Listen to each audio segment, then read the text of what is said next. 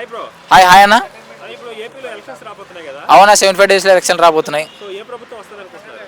TDP, Janasena TDP పొత్తులో ఉంది కాబట్టి టీడీపీ వస్తా అనుకుంటున్నాం అన్న. అంటే సంక్షేమ పథకాలు దాదాపు చాలా వరకు ఆపేశారన్న.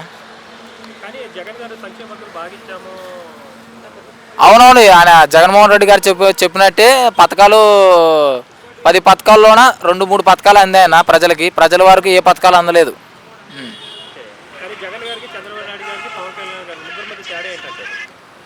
ఒకసారి అర్థం కాలేదు. ముగ్గురు మధ్య తేడా ఏంటంటే జగన్మోహన్ రెడ్డి గారు దోచుకునేవారు.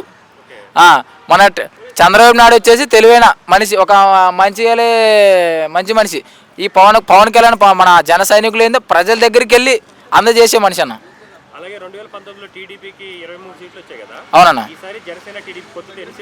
జనసేన టీడీపీకి పక్క 140 సీట్లు వస్తాను. మేము ప్రజలు పక్కా గెలిపిస్తామన్నా ఏపీ వాళ్ళు.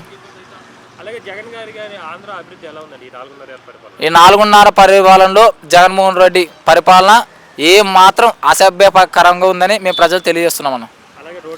రోడ్ల వ్యవస్థ చెత్త, స్ట్రీట్ లైట్లు లేవు, ఏమీ లేవు. ఒకటి వాలంటీర్లు పెట్టడం దండగా, ఆ స్పందన కార్యక్రమం పెట్టడం దండగా.